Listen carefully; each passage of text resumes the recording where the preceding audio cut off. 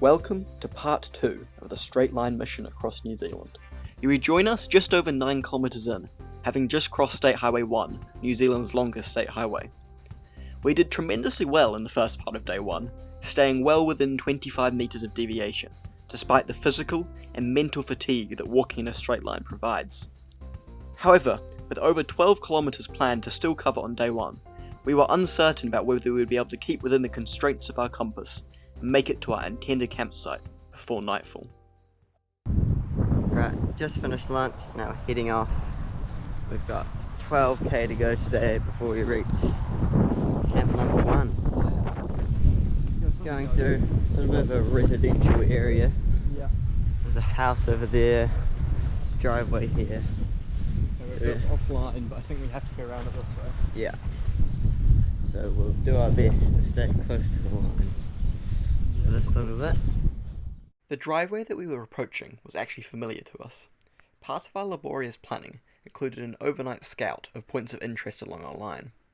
Some of the more interesting points were the Manawatu River, a working tractor junkyard, our planned campsite for night 2, and many confused landowners.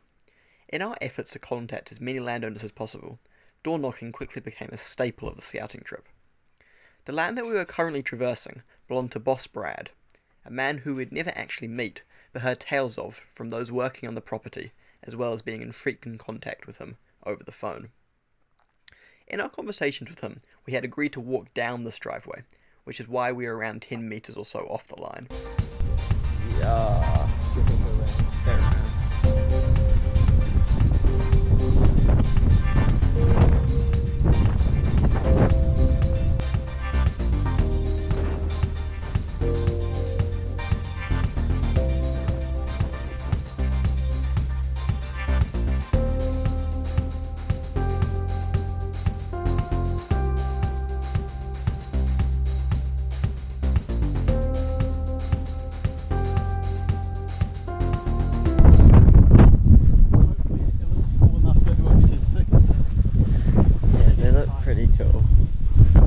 They look pretty tall from here. Speaking of forests, aren't we lucky to have such an incredible natural environment here in New Zealand? Both Finn and I are keen outdoor enthusiasts, and we thought it would be a shame to let such a good fundraising opportunity pass us by. That is why we decided to raise money for Forest and Bird, a local conservation charity that deals with all things forest, birds, and then lots of other stuff as well. We set an ambitious goal of $1,000, which we were on track to reach with $800 in the bank a week or 2 out. But that was when things got a little bit crazy. We were fortunate enough to get some media attention, getting interviews with Stuff, the Sunday Star Times, and One News, which is New Zealand's biggest news channel. This resulted in us raising nearly $2,500, crushing our original goal. Oh, good luck.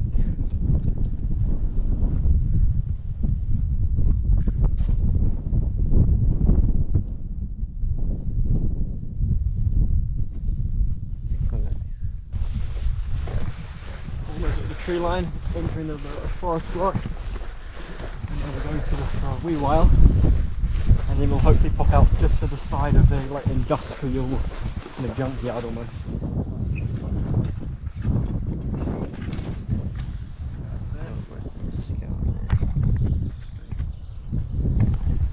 6 metres off the line.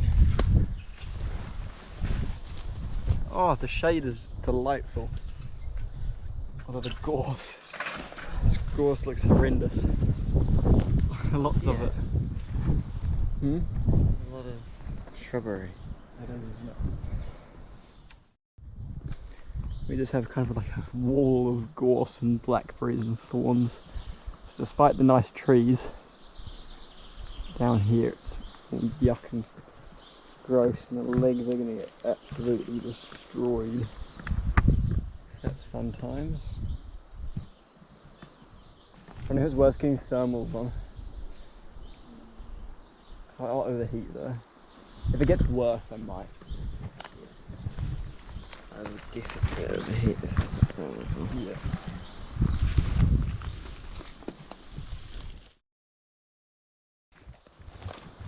They're in the forestry block, and it is absolutely horrendous. Just so much blackberry.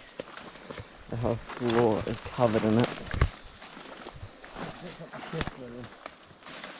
I had to stop for 15 minutes, put long hats on, and we've got about probably 900 meters to go of this, which is super fun.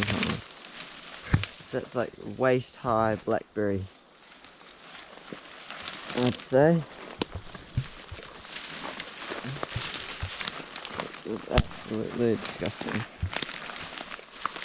Coming into this section, blackberry had comparatively not been that big a concern of ours. During the scouting, when asking for the landowner's permission, we visited an industrial yard on the edge of the forestry block around 100 metres from our line.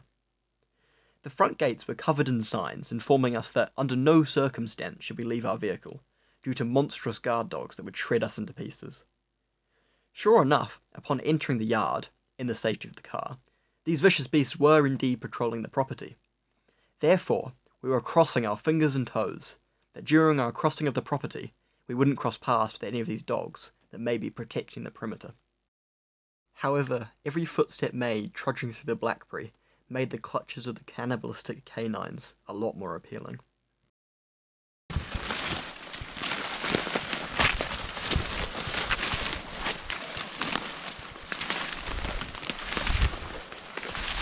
That has some pink ribbon. I bet that's been there for a while.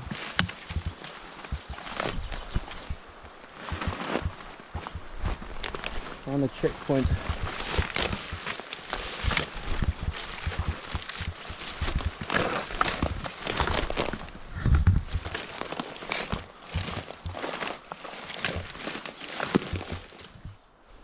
And we're still going through the horrendous blackberry. How long have we been here for? Like 30 minutes? Ow. Okay. Yep. The intermission. Oh,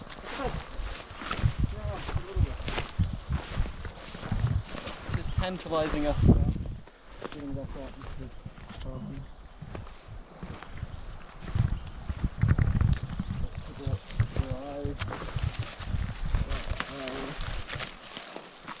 Got our new favourite thing. I just Lovely gorse. hug it. So much better than blackberry. Far out, man. I'm actually really thankful to Mr. Alan Teasdale, Yeah. who made me drag myself through gorse many times. Yeah, we love you, Alan. Go, Ollie. It's worth noting around now that we set off on this adventure on the 16th of January 2022, in the height of summer. That was just 26 days before Tom Davies, who is the veteran of straight line missions, posted this video, encompassing everything one must know before attempting a mission of the singular direction variety. Number 7 is a simple one. Winter is best. Why? Well, not only have you got the heat, the flies, the midges, the bugs, the bees, the hay fever, but I believe it's made almost impossible by 2 other factors. The foliage, so brambles, ferns, stinging nettles, would make it living hell and would turn your body into a scratched up, puffed up, red, sweating, itching mess. I don't think mentally many people could take that.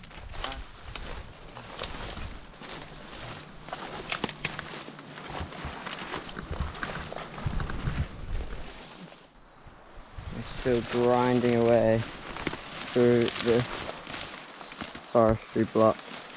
Currently waist deep in blackberry. Over this little hill here is a big industrial area we saw on our scouts. Yeah, probably about 250 meters to go. We're about maybe 175 meters away from the road. I found this little track in between what we just came out of, which is absolutely disgusting, and what we're about to go into, which is also absolutely disgusting. So we're almost there, maybe another quarter of an hour of bush bashing. Half an hour. Half an hour of bush bashing. And we'll be out finally.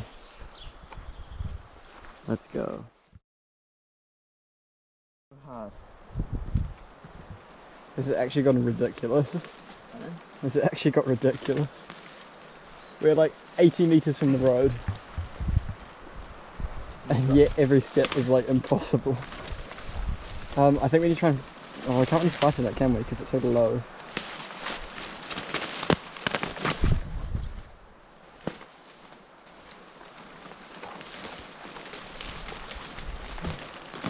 Like, it's over your head. I've literally gone nowhere. No. More pain.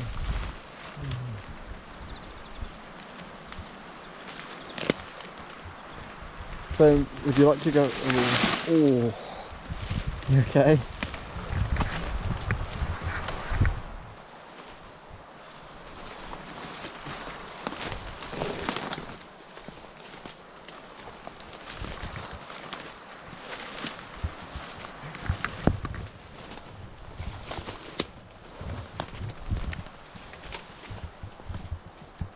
Yo. Do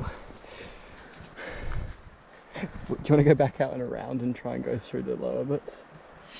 So I think it's gonna be very bad, but because it's not on the hill, it might be better. Yeah. And actually it's quite fine.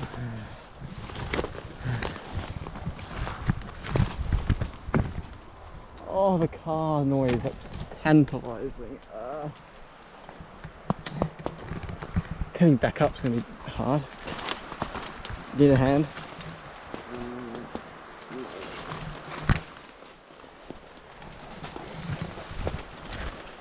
Oh.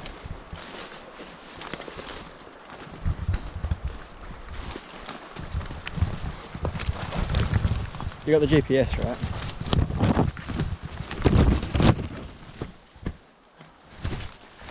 So we're gonna try our luck going into the gully.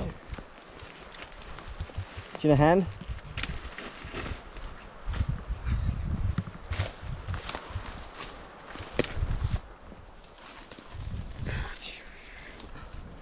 Shall I go first?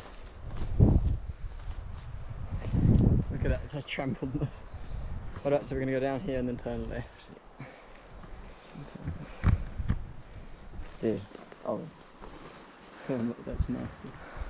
Look at that one. We need to patch that up when we get to the road.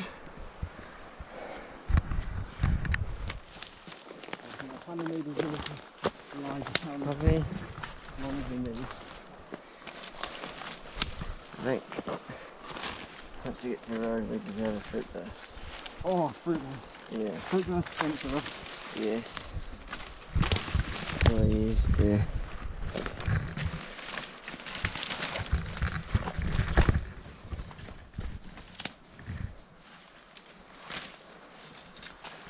It's just ridiculous how hard this is.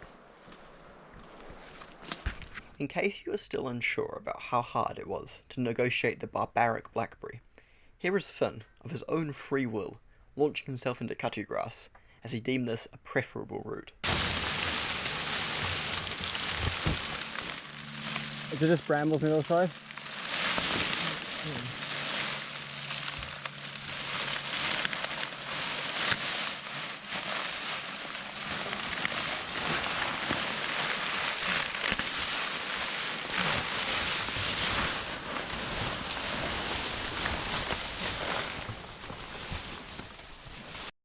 Okay, so we decided that is truly impassable. It's just floor to like 2 people high of brambles. We can't squash it, we can't go through, we can't go round, or we can go round.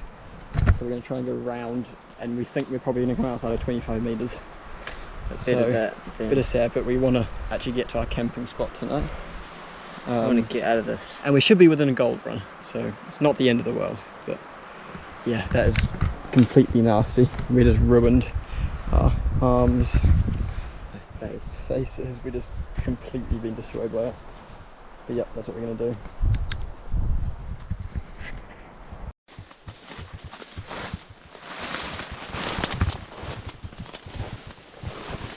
is truly disgusting.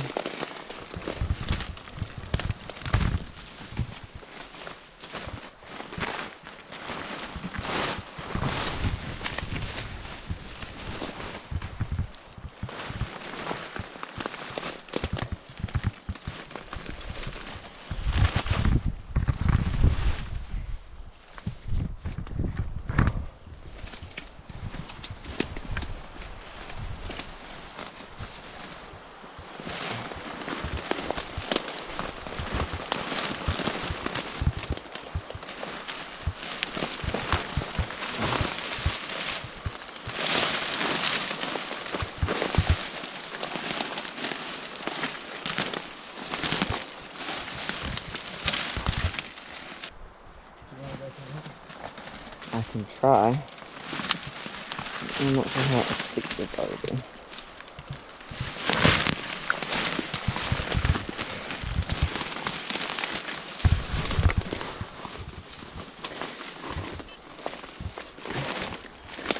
This is a low point. In the trip? Yeah.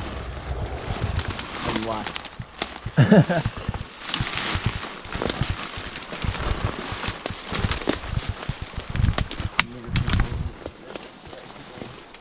Oh, adventure racing's cool.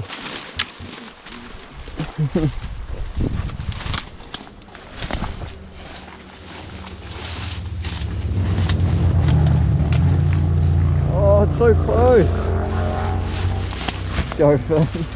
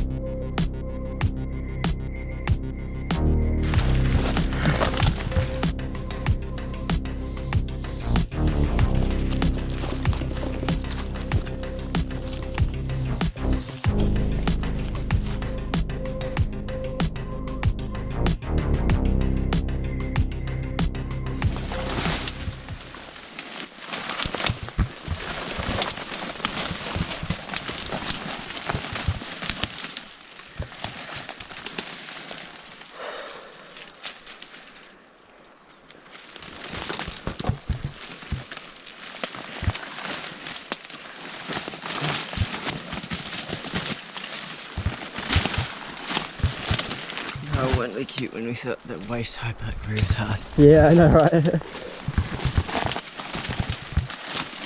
Like, that was not fun. But at least you could actually get to it. You don't want to go? Sure. Take turns, I think. Turn the camera off. Oh, yeah. We are through! Let's go! Thick. It took us probably about 20 minutes to the last 15 meters, but we're through, and we potentially haven't deviated 25 meters, which is absolutely hype. That's gonna be And we're close. stoked. We're like right on the boundary, but I'm never going anywhere near brambles again. I actually want to. I have to censor that because it's a PG content. Yeah. But oh my lord. For the Forestry block section, we struggled to stay perfectly online, due to the Blackberry forcing us to select the least horrible route. For reference, this deviation here is around 13 meters off. That being said, you'll notice throughout the whole section, we trend to the left of our line. Our working theory is that due to the tree canopy, the GPS skewed our location ever so slightly to the side. That being said, right at the end, where we were resigned to the fact that we'd lose our platinum run, we were actually only 23 meters off. So we were in fact correct with the statement made just after taking the deviation, that we were within 25 meters, meaning that the chance of a platinum run was still indeed alive. In total, it took us 2 hours and 23 minutes to cover that last 925 meters, and the last 100 meters of that took us 50 minutes to cover. We're on the move again, away from the gorse. This should be the road just about here. Oh, not you, don't you dare. Oh my god. But this road we're about to hit, I think we've been 100 meters away from for the last hour. We tried 3 different routes through it. I feel so light. I don't know if it's just me. And we're back. Crossing the fences once more. Oh man. I think we got just under 8k to the campsite now. But it shouldn't be as like rambly Blackberry. Hopefully. I see a forest block ahead, which I'm now dreading. So we're just hoping that doesn't have the same level of gorse in it.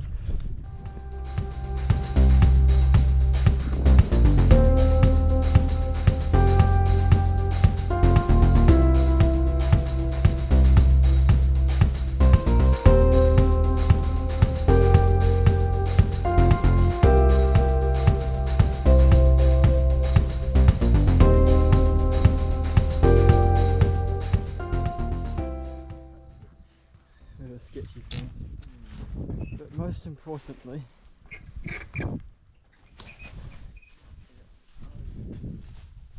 kawa kawa, best plant in the world. Love that. After gorse. No, I disagree entirely. Oh my goodness.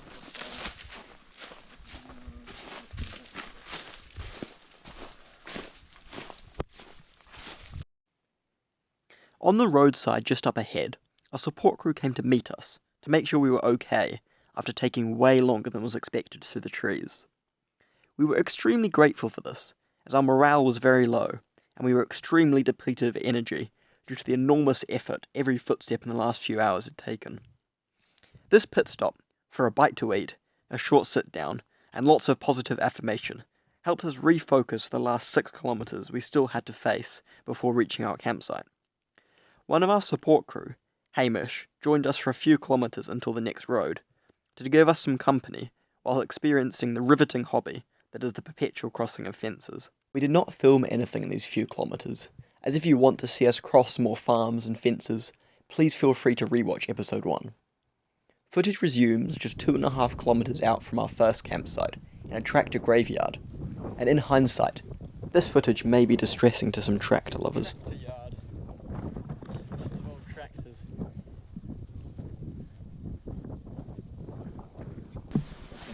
Yeah.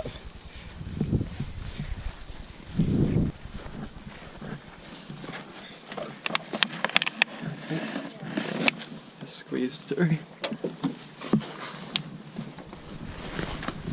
Oh, it's stuck. Yeah, just stuck on something. All good.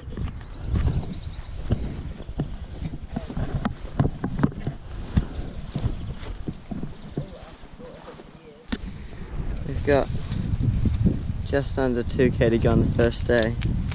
We've encountered this little tricky bit of kind of felled trees and prickles, which I find a bit of a challenge to traverse, but we're almost there, so that is very, very, very good news. Just came out of the tractor junkyard, which you can't see, but you know, getting there.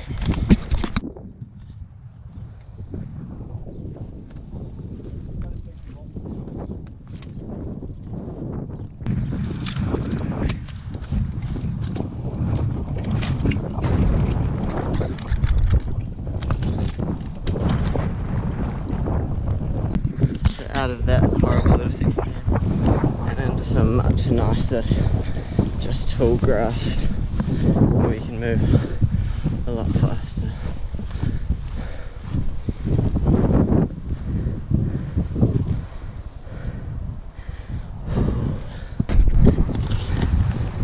And kind of the latest hours of the day, approaching the camp spot, but between us and the camp spot this field of what we believe could be bulls, which is not good. Not the cool town, actually. Yes. The male cow. Problematic. It could be quite problematic. So hopefully the GPS just decides to steer us wide and avoid the bulls. And then have to go 3, 2, 1, go. You got this. It is, I feel like just jump actually. That's why you should grab onto the post. You got this, I believe.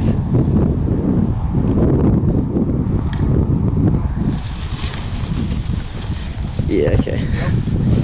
Poor cows, man.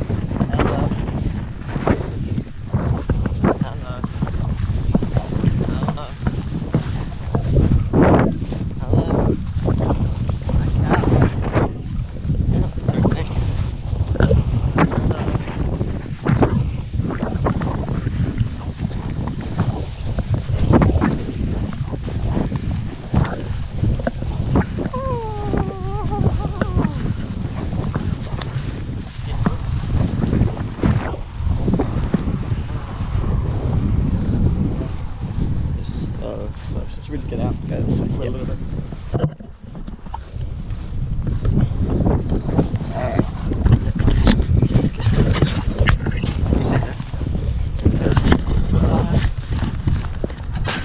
Well done, guys. Oh my god. I think they are bulls, some of them. That was freaking stressful.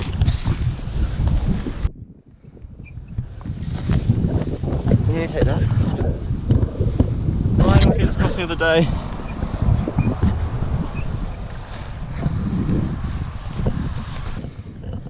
A wonderful support crew. Come with some dinner. Let's go. Right. We did it! Day 1 complete. We walked 4 kilometres from Himatangi Beach to our start line, and then 21.3 kilometres along our line, covering over 25 kilometres in total. This 25 kilometres included some truly awful terrain, most notably the kilometre-long blackberry bush we beat our way through. But what we are most proud of is the fact that all of this was achieved without deviating from our line by more than 25 metres, meaning that day 1 was platinum. Some more interesting statistics: we encountered only 2 landowners, both of which were super cool. We lost 1 pair of sunglasses somewhere in the first 200 metres. We were shocked by fences 7 times, and we both have extreme PTSD regarding cows and blackberry bushes.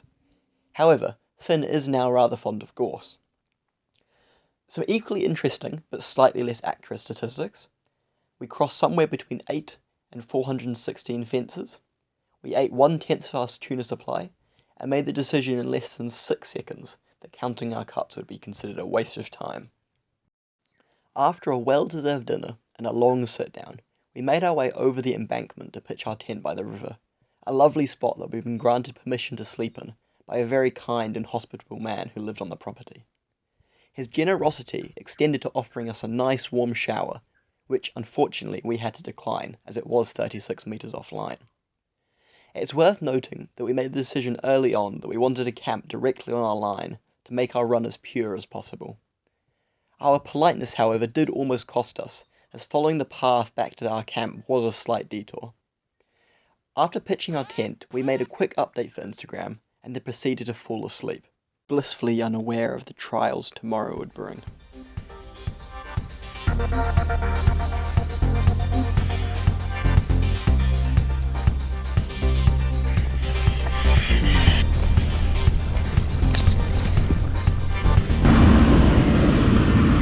They saw us.